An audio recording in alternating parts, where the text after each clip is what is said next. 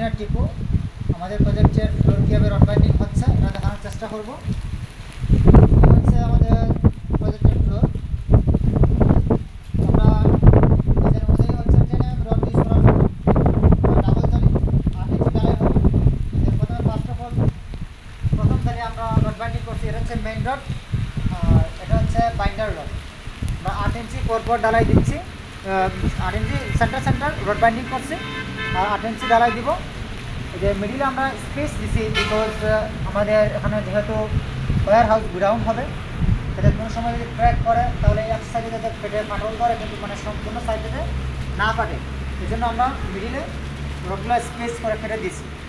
আর হ্যাঁ, জয়েন্টে আমরা 16 mm রড ইউজ করছি বিকজ যাতে প্রগলিপ যে সময় আপ ডাউন করবে বা চলাফেরা করবে সেই সময় আমাদের ডালাই যাতে ক্র্যাক না করে, এই জন্য আমরা 16 mm রড ডিজাইনে দেওয়া ছিল, এই জন্য আমরা দিয়েছি। এই যে আপনারা দেখতে পারবেন যে এখানে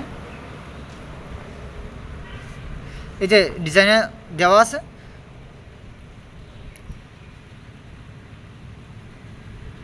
16 mm রড ইউজ করার জন্য, এই যে 16 mm রড ইউজ করার জন্য ডিজাইনে দেওয়া আছে।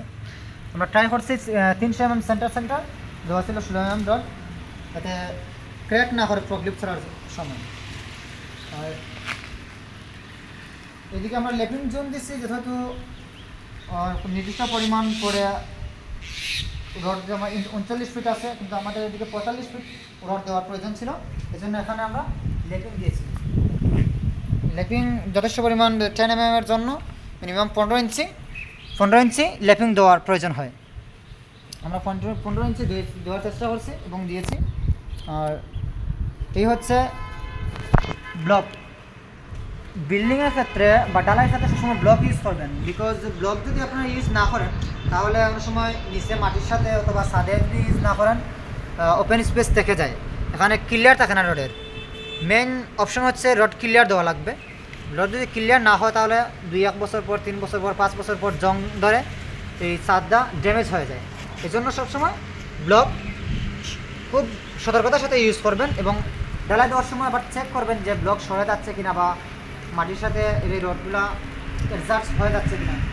আর দুইটা জালির মধ্যে আপনারা স্পেস রাখার জন্য চেয়ার ইউজ করবেন। আমরা চেয়ার ইউজ করেছি যাতে দুইটা জালি একত্রিত না হয়, এজন্য চেয়ার মূলত ইউজ করা। যে ফার্স্ট অফ অল প্রথম জালি রড বাইন্ডিং করে, সেকেন্ড জালি আমরা রড বাইন্ডিং করছি। আর আমরা ট্রাই করছি এই যে এদিকে একটা লেপিং, এদিকে একটা লেপিং দেবো এবং এইদিকে আরেকটা লেপিং দেব। আর মোস্ট গুরুত্বপূর্ণ আরেকটা হচ্ছে পলিথিন ইউজ করা। পলিথিন যদি ইউজ না করেন তাহলে ডালাই দেওয়ার সময় কাস্টিং সুন্দর হয় না এবং সাথে সাথে পানি শোষণ করার কারণে এই যে বন্ডিং বা স্ট্রং হয় না ডালাই। আমরা ডাবল লেয়ার পলিথিন ইউজ করছি, আমরা সিঙ্গেল জালি দেই নাই, অনেক সময় পেটে যায়, 8 ইঞ্চি ডালাই ছিঁড়ে যাওয়ার সম্ভাবনা থাকে, এই জন্য আমরা ডাবল লেয়ার পলিথিন ইউজ করছি। আশা করি এই ফ্লো সম্পর্কে আপনারা ধারণা পেয়েছেন।